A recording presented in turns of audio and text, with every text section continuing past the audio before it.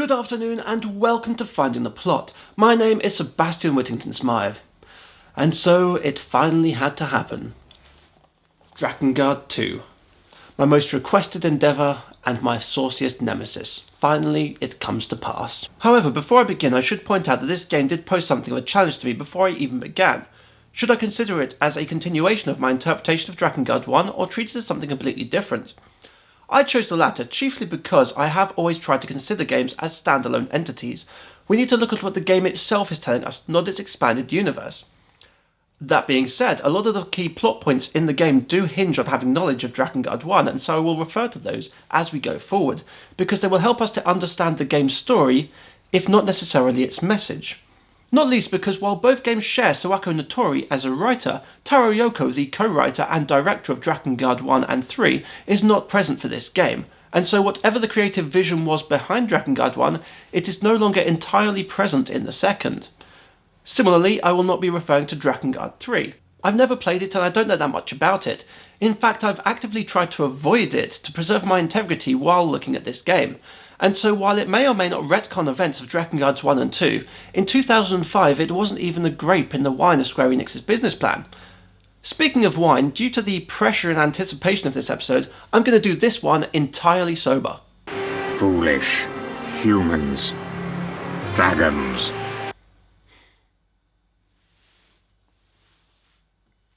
So, what is Drakengard 2 actually about?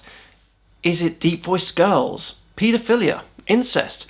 Is there anything to get a 1970s children's TV presenter hot under the collar?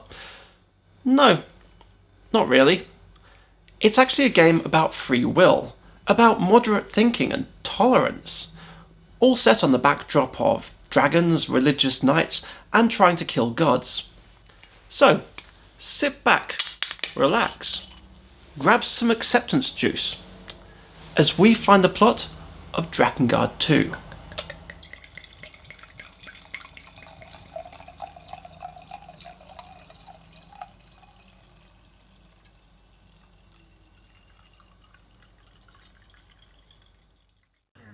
"18 years ago, there was a war that nearly destroyed the world. The Empire, led by the Cult of the Watchers, released the seals and killed the goddess who held back chaos. It fell to Kaim, a warrior, and Angelus, a dragon, to join forces and save humanity.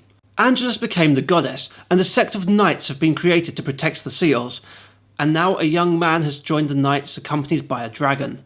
That man is Noe." This intro basically recaps the plot of Drakengard 1, and for those keeping score, the canon story of Drakengard 2 follows on from ending A of Drakengard 1.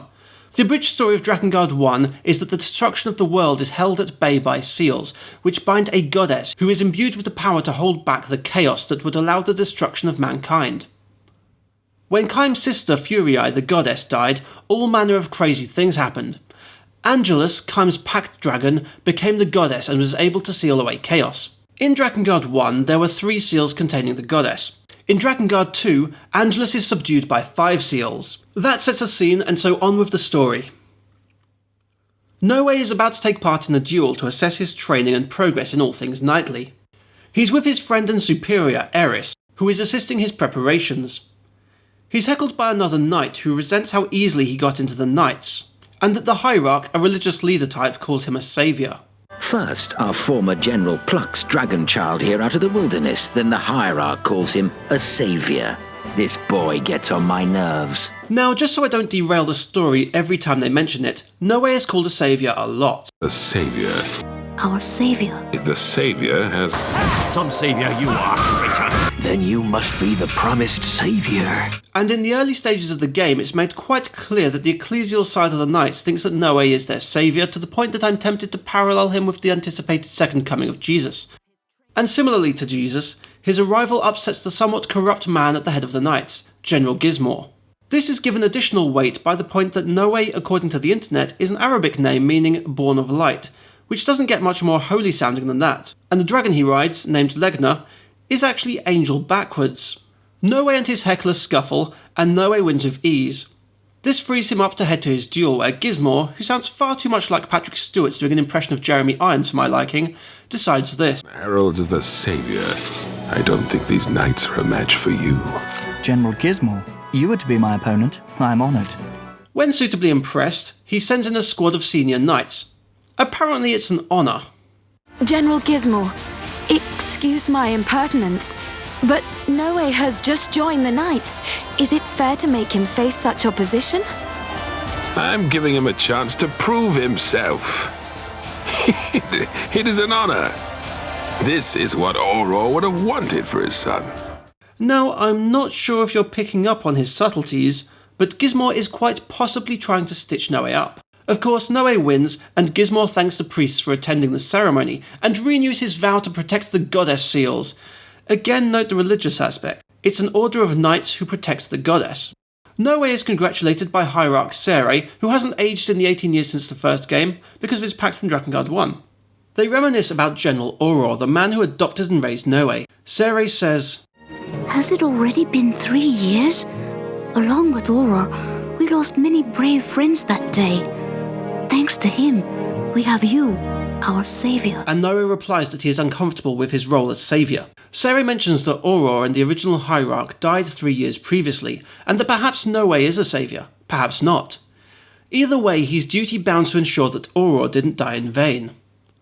Noe says that he will avenge Auror, and that is why he joined the Knights. This is an interesting exchange. We've established that Noe is a Knight of the Seal, a protector of the Goddess Seal, and therefore is part of, for lack of a better term, a holy army. He is the saviour of prophecy. Sere is a member of this church, one who believes in this prophecy, and he believes in Noe.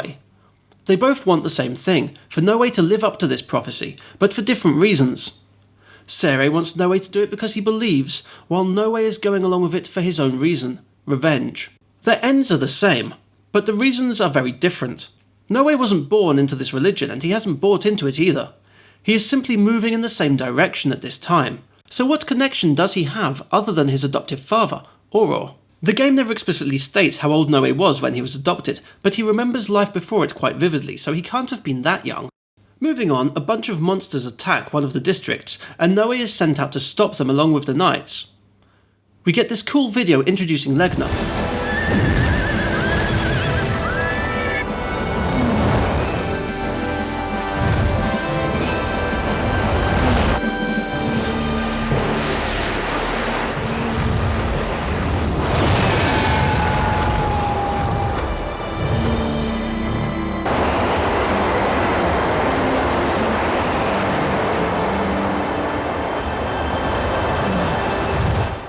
See, wasn't that nice? Legna and Noe talk, and Legna mentions that he has a duty to protect Noe, and says that Noe is special. A bit of backstory mentioned here and there is that Legna found Noe and raised him as his own from birth. When Noe was found by Auror and the Knights, he was adopted, but Legna came with him, and never surrendered his duties. Legna still treats Noe as a son. Noe comments that he's never been to the districts before, and wonders why the monsters are attacking. Legna believes that they're after something. That something is never really expanded upon. I believe that the monsters want to release the seal, so they can live in chaos, or whatever it is you want to call it. But it's not really significant to the story. They're more of a plot device than anything. See, right now we're a holy knight, and the only opposition we're facing is monsters. Actual monsters. We, the knights, are the good guys, holy warriors and heroes, saving the world from savage beasts. But as much as we're a big team of heroes, the knights have not been shown to be that noble and chivalrous. Gizmo seems corrupt, and we all remember that guy who heckled us at the start. Elsewhere, Gizmo reports back to Sere about the defence of the districts of Shining Life. They mention that it is without a guardian, and if anything happens to the key, something bad will happen. Gizmo vows that everything will be fine, but Sere still senses danger in the future. Back with Eris and Noe, Eris explains about the districts. They are areas with unwholesome vapours, desolate lands, that they basically give off bad mojo. The knights were charged with protecting them by the previous hierarch. Eris doesn't know all the details, but she follows her orders from on high. She mentions how Auror died to protect the districts, and that makes Noe acknowledge that the districts must be protected at all costs. They get to the district gate and find it sealed. Inside are prisoners, former soldiers of the Empire who tried to destroy the world in the first game, who have been locked away. The prisoners say that the knights are all just assassins who can go to hell. Noe wants to know what's going on, and Eris says that each district has a key to seal in the poisonous air. In the district of Shining Life, that is the Holy Flower. The flower draws on the life force around them to produce pollen to purify the air. The prisoners are martyrs to the flower. Noe says that the knights are forcing the weak and dispossessed to be victims, not martyrs, but Eris says that if Noe insults the knights, she will strike him down. You've probably already noticed again the religious undertones. These people are martyrs, not prisoners. And when Eris's beliefs are questioned, she dives right in with a threat to cut him down. A heavy-handed response, to be sure, but it's not unheard of in real life. When they get back to the base, Gizmo says that there have been disturbances in the district of Soulflame. Eris is to go with Lieutenant Zhang Po, who isn't too happy about this. We get to meet the other lieutenants too. Yahar, a camp man, and this hag, Hanch. Noe is sent with Legna to clear the way. At the beginning of chapter 2, we get this little bit of an account from Noe about how he perceives events. Notice how he says the knights call these people martyrs, showing his disagreement blossoming already. As they fly, Noe mentions that he can't believe that Zhang Po is a lieutenant, and Legna simply says that power corrupts. It is human nature. We also see that Legna takes umbrage to Noe taking orders from people. Remember that. At the district, Noe asks why Shining Life has no guardian, while this one has Zhang Po. Eris says that the district of Shining Life does have a guardian, but he went missing. They follow Zhang Po to the district, but are delayed by fog. When they get there, Zhang Po sends a bunch of former Empire soldiers into the cave to check on the key, to find a reason for the fog, despite it being dangerous. He justifies it, saying that these people have a chance to atone for their sins. This scene shows his corruption, as he prefers to send the weak to do dangerous work in his stead, justifying it as atonement or martyrdom as he sees fit. All of the Guardians are corrupt, horrible people, but they're loved by the soldiers anyway, because they respect the hierarchy and their appointment. It's blind devotion to their cause. Before the peasants go in, this woman, Mana, appears and volunteers to go in their place. You may remember Mana from such games as Drakengard 1. If not, some posh English guy did a video about it. Upon seeing her volunteer to go in, the peasants pledge to join her. They follow her, believe in her, and Zhang Po credits her as the reason he has so many martyrs. Noe corrects him. Martyrs? You mean sacrifices, don't you? A few hours later, the fog lifts, and Zhang Po sends Eris and Noe in to see what Mana has done. We find out that Zhang Po was never a good soldier. Before he got his power, he was lazy and only cared for eating, but now he's much more powerful because he formed a pact with a beast. In doing so, he sacrificed his ability to eat. He's still lazy, still a poor general, but due to his pure combat strength, he is now a lieutenant in an army that cares only for strength. Inside, they battle monsters and engage in hellish platforming. I only mention the latter for the catharsis of telling somebody. A problem shared and all that. At the dais of the flame, Zhang Po catches up with Mana. She wants to destroy the flame to stop the suffering. He counters that the keys stop the poison from getting out and destroying the world. She says that the seal protects people. Everything else protects the privilege of the knights. Remember this line, it's very important. They fight and Eris tries to interfere. The peasants try to protect Mana and Eris says they're no longer martyrs but traitors. It's pointless to talk to people who would turn against the knights. Eris and Noe massacre their way through the traitors, but to his credit, Noe doesn't want to. He is defending himself. He has doubts about the knights because of their strong-handed approach, while Eris justifies it as fighting for justice. Zhang Po cries out and the fog is released, summoning undead knights. This is because Zhang Po has lost and the flame has been destroyed. Zhang Po climbs onto the dais and dies, and then Mana passes out from the exertion. The people flee. When the key is destroyed, so dies the lieutenant. Eris calls Mana an enemy of humanity who wants to throw the world into ruin, and they take her prisoner. While they wait for word from the general about her fate, Noe points out that she killed the lieutenant for the people. Noe goes to talk to Mana in her prison, and she explains that she put out the flame because the knights are making people suffer while they control the district. Mana argues that the knights only want to protect their privileged position, and that's why she wants to free people from the knights' control. Eris catches him and puts a stop to their chat. The next day, Gizmo sentences Mana to death. She has the choice of being beheaded or burning at the stake. Again, the religious symbolism. Burning at the stake was a punishment reserved for heretics. She chooses a slower death, but before she can be killed, she uses her magic to crack the ground and release a fog that hides her as she is rescued by an airship. Noe is sent after her by Gizmo, who says not to let her escape. Noe still doubts his motives but follows his orders. The craft falls and the chase continues on foot. They corner Mana, who manages to escape somehow. Just as they resume their chase, Gizmo orders them to call it off. We see him plotting, saying that with the power of the dragon, Noe is too strong. He decides to put his plan into action. Meanwhile, Noe passes through a village and experiences the terror that the villagers feel towards the knights. The people are being exploited for offerings, and the knights deliver terrible punishment to those who fail them. At Gizmo's palace, Gizmo offers Noe a drink, saying it was Auror's favourite. Noe accepts it, and to the surprise of nobody, the drink was poisoned. Noe falls and Gizmo reveals his dastardly plan. You fight evil, yet you're willing to trust everyone around you. You're a fool! When I see fools like you, I want to crush them like insects.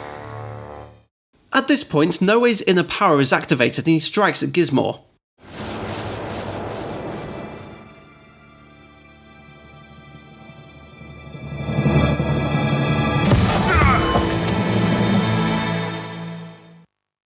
Eris hears the commotion and runs in.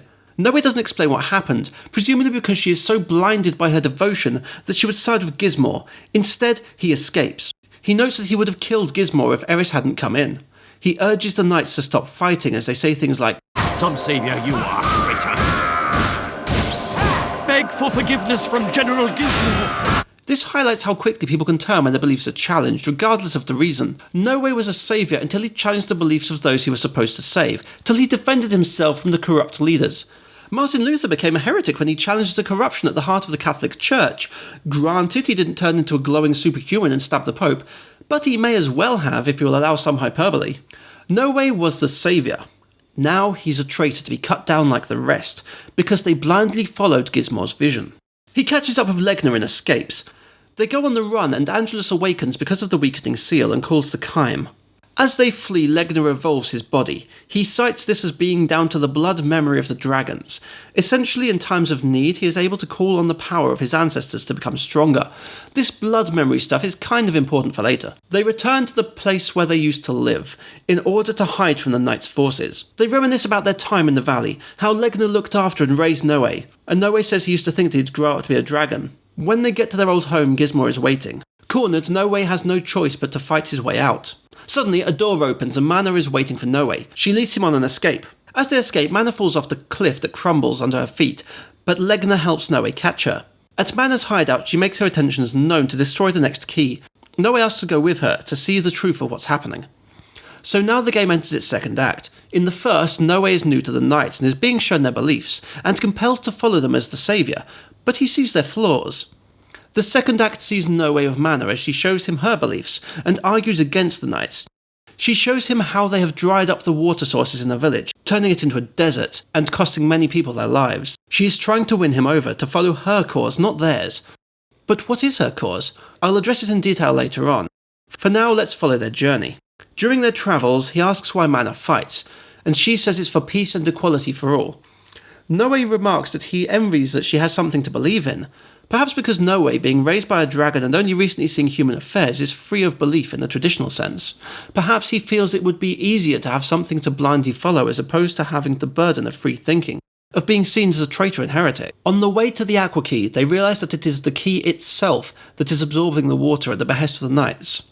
And Noe convinces himself that a regime that allows children to die cannot be just. They get to the Aqua Temple and are confronted by Hanch, the lieutenant who defends the Aqua Key.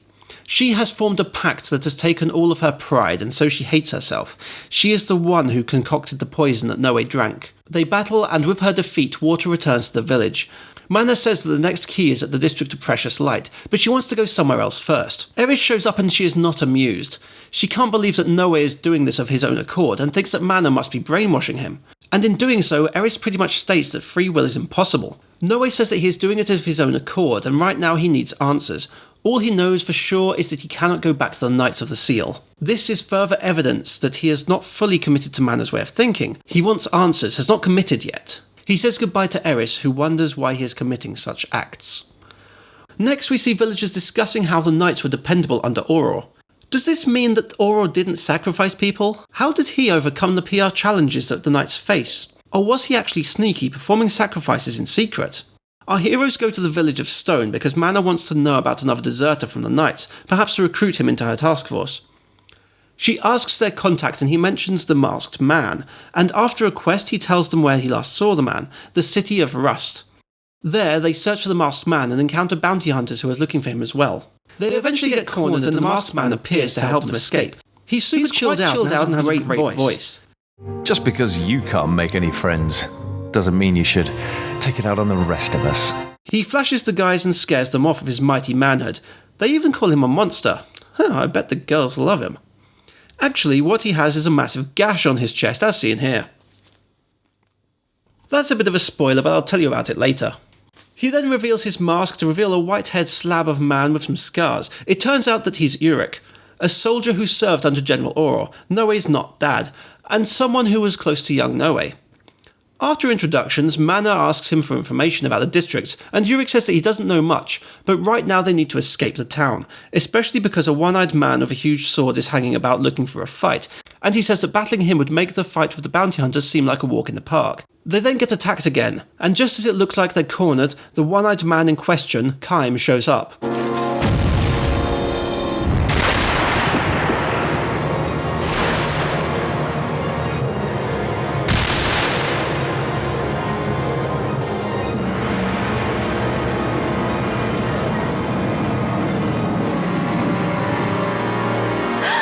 Upon seeing Kaim, Mana has flashbacks to Drakengard 1. They run away from Kaim, but Noe remembers that it was a one-eyed man who killed Auror, and he decides he wants revenge, wants to go back and face him. However, he accepts that the districts are more important at this time. He wonders about Mana, having noticed her reaction to Kaim.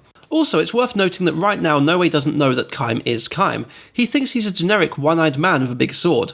Legna was able to discern Kaim's next target is the District of Precious Light. He could hear his thoughts due to Kaim's pact with Angelus, another dragon for those who haven't worked it out. They resolve to go there and take out the key. There they see more martyrs and have lots and lots of people to fight. Just get a load of that combo. They get into the fortress and fight their way to Yaha. Yaha has made a pact with gnomes, making for a really annoying boss fight, and was incidentally for me the hardest boss by a mile.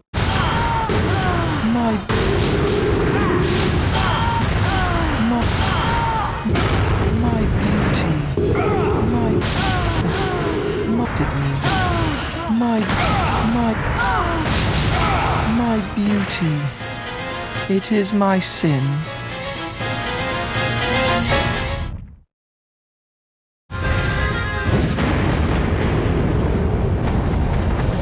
What the? They go to the city of Rust for more information and end up protecting civilians from bounty hunters who are endorsed by the corrupt knights. They go to the city of Rust for more information and end up protecting civilians from the bounty hunters who have been endorsed by the corrupt knights. They then get attacked and have to slaughter a small platoon. In return, they get advised to go to the closed lands, where a man who knows the secret of the district is hiding. We see Angelus awakening further, communicating telepathically with Kaim. It turns out that the closed land story was a lie, and it was a trap. The guys get ambushed by Eris and company.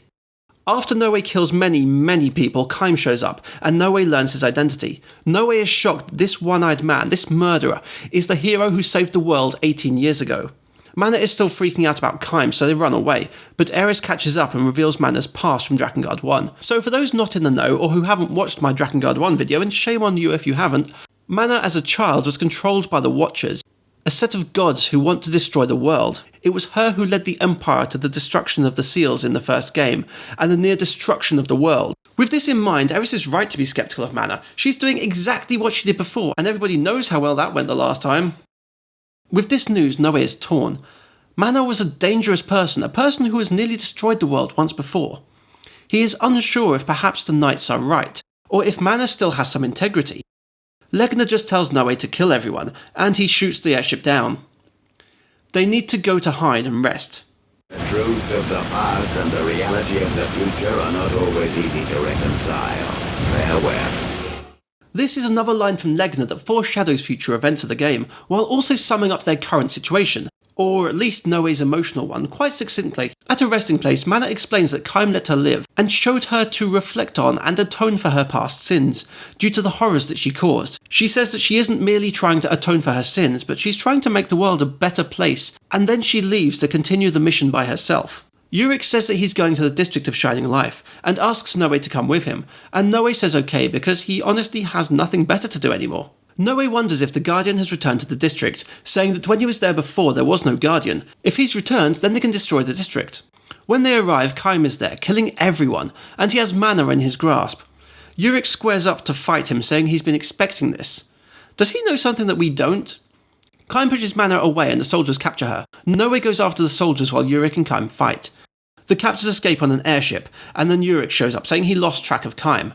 How can you lose track of someone who is trying to kill you? Mana.